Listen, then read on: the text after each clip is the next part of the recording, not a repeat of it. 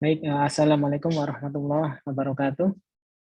Adik-adik sekalian, pada pertemuan kali ini kita akan membahas materi yang telah saya presentasikan pada public lecture yang ada di Universitas Muhammadiyah Sidoarjo. Topik yang saya angkat di sini adalah Artificial Intelligence of Things. Jadi perpaduan antara dua teknologi yang sedang booming pada saat ini, yaitu AI, Artificial Intelligence, dan IoT, Internet of Things. Baik, beberapa materi yang akan saya sampaikan di sini ada AIoT. Yang pertama, tentang outline-nya dulu, kemudian disusul terkait profil saya sekilas, kemudian chapter 1 kita akan membahas tentang pengenalan Internet of Things terlebih dahulu. Kemudian kita akan bahas juga Python ketika kita gunakan untuk menjalankan atau memprogram atau mendevelop sebuah proyek IoT. Karena Python sekarang banyak digunakan di banyak industri kreatif, industri startup, industri manufacturing juga, semua berbasis Python karena kemudahannya. Kemudian di paruh kedua, kita akan ada AI, kita akan bahas AI.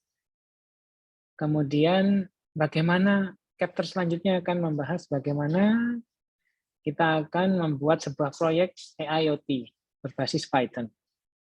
Kemudian beberapa proyek yang pernah saya kerjakan terkait AIoT. Baik, sekilas ini perjalanan pendidikan saya. Saya di tahun 2012 lulus dari ITS. Selanjutnya 2015 saya juga lulus dari program magister di ITS, dan 2022 Januari saya telah lulus program doktoral di Asia University Taiwan. Kemudian experience saya sebagai research assistant di ITS ketika saya menempuh program magister, dan juga di program doktoral saya juga menjadi research assistant.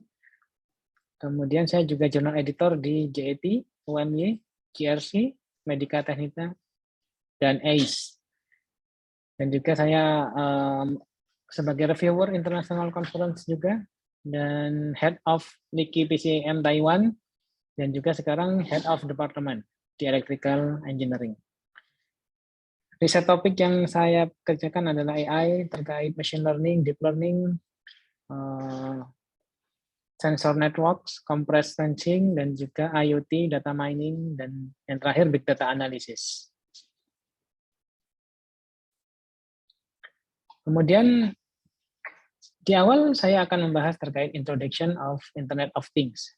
Jadi IoT, Internet of Things, itu adalah sebuah giant network, network jaringan-jaringan yang besar, luas, masif isinya, yang mengkoneksikan semua things, semua benda. Saat ini semua benda sudah terkoneksi ke dalam sebuah jaringan cyber. Misalnya contoh yang paling general yang bisa kita temui adalah handphone kita. Handphone kita adalah perangkat Internet of Things. Kita dapat gambarkan ini adalah perangkat Internet of Things. Kemudian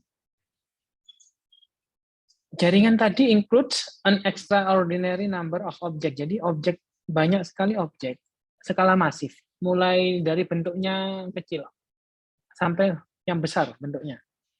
Itu semua contohnya yang besar microwave, kemudian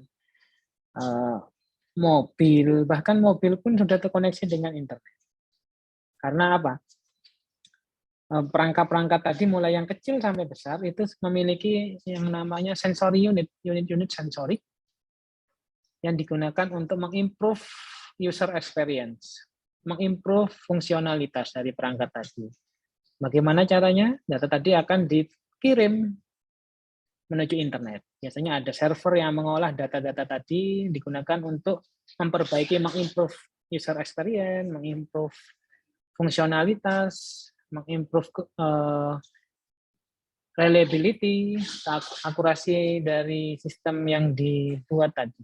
Jadi pada intinya Internet of Things itu konsep yang menghubungkan segala sesuatu, mulai dari yang terkecil hingga yang terbesar. Dan ini ada beberapa contoh IoT yang sudah bisa kita nikmati saat ini. Ini ada contoh vehicle of things. Contohnya itu ada perusahaan di Amerika sana, ada Tesla, membuat sebuah perangkat termasuk IoT. Jadi mobil pintar, smart car. Smart car itu memiliki ribuan sensor. Jadi di mobil-mobil tradisional, mobil-mobil klasik, sensor-sensor ini akan dideteksi secara manual ketika proses servis kendaraan. Tapi sekarang proses servis itu sudah berjalan secara otomatis. Semua data sensor tadi sudah terekam dalam record secara internal pada kendaraan tersebut. Jadi ketika proses reparasi, servis,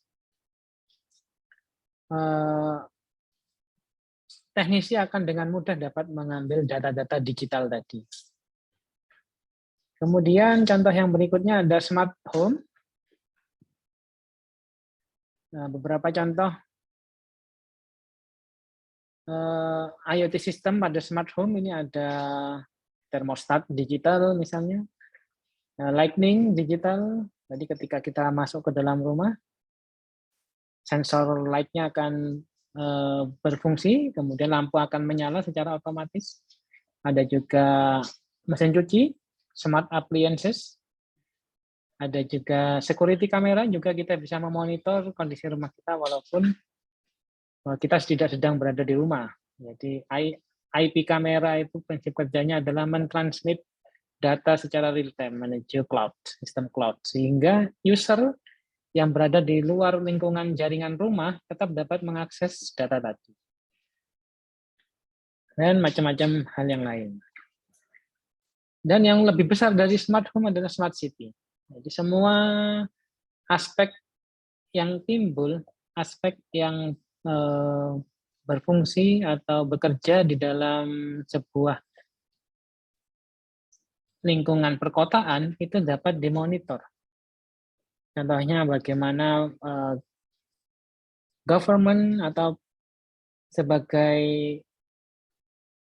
pemangku kebijakan publik dapat mengambil data tadi sehingga dapat digunakan untuk memperbaiki kebijakan-kebijakan selanjutnya. Kemudian misalnya traffic setiap persimpangan, traffic jalan tol, polusi udara, polusi udara, propagasi dari aliran air sungai itu bisa dimonitor secara real time oleh sistem IoT ini. Kemudian di chapter selanjutnya kita akan membahas Python. Nah, pada chapter ini saya perkenalkan Python di sini karena Python ini merupakan bahasa yang open source yang pertama. Kemudian berikutnya bahasanya terskrip, mudah diskalakan, dan berorientasi objek. Kenapa kita membutuhkan bahasa yang berorientasi objek? Jadi kita bisa membuat sebuah program-program kode-kode kecil untuk membuat sebuah sistem yang kompleks. Jadi program kita lebih mudah, termanage dengan baik dibandingkan program yang satu, masif, besar, itu susah sekali kita maintenance-nya. Tapi program yang berorientasi objek ini lebih mudah di maintenance, lebih mudah ditransfer menuju programmer yang lain misalnya. Kemudian fiturnya adalah kode simplicity, kemudahan pengkodeannya, platformnya independence, tidak terikat, support community-nya luas, library-nya besar sekali, fleksibel, dan ada kemampuan untuk visualisasi. Nah, benefit-nya kita lebih efisien pada proses development dan mulai extremely versatile. Jadi mulai dari proyek yang kecil hingga proyek yang besar, itu bahasa pemrograman ini bekerja dengan efisiensi yang sama. Nah, itu yang menjadi kelebihan. Kemudian di bidang industri ternyata demand permintaan untuk developer Python itu semakin lama semakin meningkat. Nah, ini juga menjadi peluang kita mengisi kepeminatan terkait pemrograman bahasa ini. Jadi lingkup kerjanya luas, dan yang terakhir support community-nya besar sekali. Jadi jangan khawatir tersesat ketika menggunakan bahasa ini, karena banyak sekali master-master yang berkecimpung di dunia Python, sehingga kita tidak akan tersesat ketika melakukan proses development menggunakan Python. Jadi ini saya sebagai summary. Python mudah dimengerti, gratis, dynamic, multi-platform. Kita bisa menggunakan aplikasi ini untuk web development, mobile apps, dan juga desktop. Dan yang sekarang lagi hype karena bisa kita gunakan untuk data science, robotik, machine learning, data analysis, dan artificial intelligence. Khususnya pada mata kuliah kali ini yaitu artificial intelligence of things. Dan seperti kita lihat di sini ada community index. Bahasa pemrograman nomor 1 ketika tahun 2002 hingga 2012 di sini kita nampak ada nomor 1 adalah Java. Nomor 2 C. Nomor 3 C++. Akan tetapi di tahun 2022 ini semua berbalik. Bahasa pemrograman nomor 1 berdasarkan komunitasnya. Skalabilitas komunitasnya adalah Python. Disusul C. Dan bahasa ini juga banyak sekali aplikasinya, aplikasi-aplikasi modern bisa kita develop menggunakan bahasa yang hampir mirip yaitu MicroPython, turunan dari Python.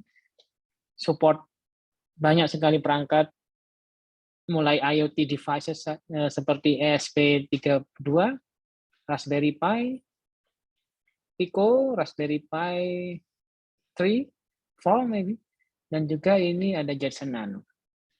Jadi sangat luas sekali aplikasinya. Dan ketika kita lihat secara detail kita lihat bahasa Python simplicity-nya akan nampak ketika kita membandingkan head to head dengan bahasa pemrograman yang lain, contohnya C++ dan Java. Untuk proses penampilan gambar, print hello world, jadi lebih mudah. Cuman satu kelemahan dari Python adalah user interface-nya tidak sebaik bahasa pemrograman lain yang sudah muncul lebih dahulu. Baik, mungkin itu saja. Terima kasih.